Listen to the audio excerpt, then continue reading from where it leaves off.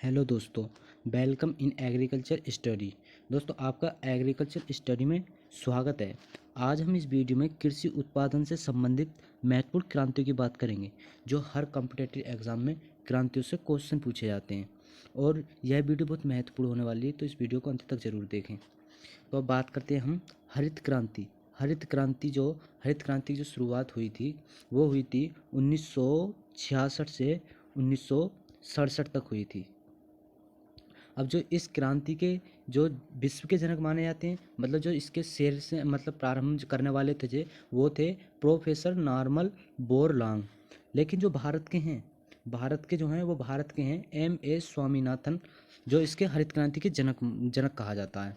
अब जो यह हरित क्रांति का जो उद्देश्य था, वो था खाद्य उत्पादन से और रासायनिक उर्वरक एवं बीजों के अत्यधिक उत्पादन से था हरित क्रांति का उद्देश्य। अब बात करते हैं दूसरे नंबर, सुनहरी या स्वर्ण क्रांति। तो सुनहरी या स्वर्ण क्रांति, तो इसके जो जनक हैं वो हैं निरपक्ष टुटेज। अब जो इसकी शुरुआत हुई थी 1991 से 2003 तक हुई थी। अब जो इसका कारण था फल एवं सब्जी उत्पादन से और बागवानी उद्यान कृषियों से, मतलब उद्यान फलों से और सब्जी उत्पादन से था। अब बात करते हैं श्वेत क्रांति। श्वेत क्रांति की जो शुरुआत हुई थी, वो हुई थी 13 जनवरी 1970 को हुई थी। 13 जनवरी 1970 को। लेकिन जो इसके जनक हैं, वो बर्गिस कुरियर। श्वेत क्रांति के जनक कौन है? बर्गिस कुरियर। और बात करते हैं जो इसका समापन हुआ था, मतलब श्वेत क्रांति का जो समापन हुआ था, वो समापन हुआ था इसका 1996 में। शुरुआत कब हुई थी? 13 जनवरी 1970 को, लेकिन समापन कब हुआ था? 1996 को। अब ये जो श्वेत क्रांति हुई थी, ये 3 चरणों में हुई थी। 3 चरणों में, तो प्रथम जो चरण था इसका, वो था 1970 से 1980, प्रथम चरण। फिर दूसरा चरण हुआ था इसका 1980 से 1985। अब तीसरा चरण हुआ था इसका 1985 से 1996। लेकिन उस समय जिस टाइम ये श्वेत क्रांति हुई थी, उस टाइम जो भारत के जो प्रधानमंत्री थे, वो थे लाल बहादुर शास्त्री। और इसका जो कारण था, वो दुग्ध उत्पादन से था, मतलब दूध उत्पादन से था। जो इसका कारण था क्रांति का, श्वेत क्रांति का, वो था दुग्ध उत्पादन से। अब बात करते हैं कृष्ण या काली क्रांति। कृष्ण या काली क्रांति का उद्देश्य क्या था? खनिज तेल एवं पेट्रोलियम के क्षेत्र में निर्भरता थी।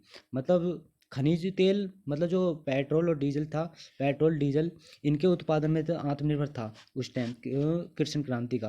तो क्वेश्चन ऐसे पूछा जा सकता है कि कृष्ण क्रांति का उद्देश्य क्या था? तो उसका उद्देश्य था खनिज तेल या पेट्रोलियम के क्षेत्र में आत्मनिर्भरता थी। अब बात करते हैं नीली क्रांति। नीली क्रांति की शुरुआत कब हुई थी? तो नीली क्रांति की शुरुआत हुई थी 30 अगस्त 2019 को हुई थी। और इसके जनक थे अरुण कृष्णा या हीरालाल चौधरी। इसके जो जनक माने जाते हैं, दो माने जाते हैं, एक तो अरुण कृष्णा या हीरालाल चौधरी। जो इसका कारण जो था, इसका नीली क्रांति का जो कारण था, वो कारण था मत्स्य उत्पादन से, मतलब मछली उत्पादन से था इसका उद्देश्य। अब बात करते हैं गोल क्रांति।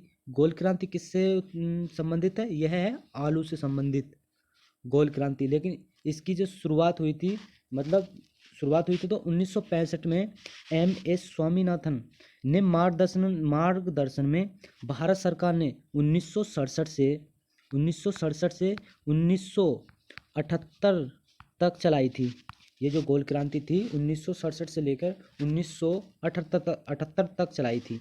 अब बात करते हैं भूरी क्रांति। भूरी क्रांति का जो उद्देश्य था, वो था उर्वरक उत्पादन से, मतलब खाद उत्पादन से। जो फसलों में लगाया जाता, वो खाद उत्पादन से था। अब बात करते हैं पीली क्रांति।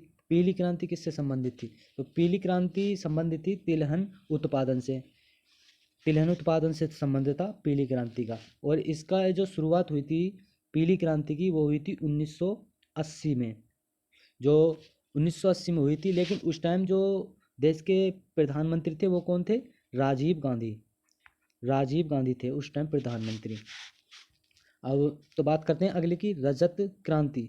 रजत क्रांति किससे संबंधित है? यह है अंडा उत्पादन से। बात करते हैं इंद्रधनुषी क्रांति। ये इंद्रधनुषी जो क्रांति थी, मतलब इसका जो उद्देश्य था वो क्या था? इसका उद्देश्य था इसका फसल उत्पादन और बागवानी, मुर्गी पालन और खाद्य उत्पादन आदि क्षेत्रों में एक साथ उत्पादन बढ़ाने की योजना थी। तो और कृषि संबंधित संग्रहालय क्रांति नवीन कृषि नीति में निर्धारित थी।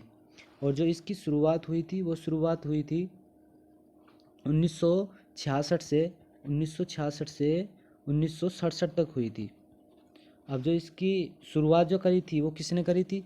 इंद्रधनुष क्रांति की जो शुरुआत की थी वो करी थी नॉर्मन अनसंट बोरलॉग ने।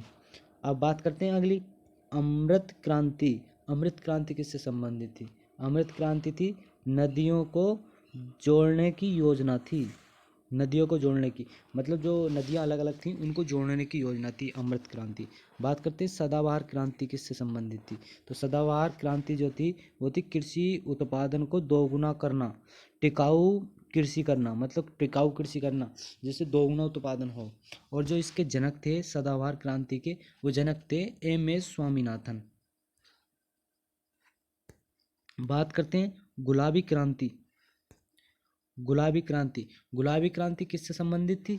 ये थी प्याज उत्पादन और झींगा मछली उत्पादन से।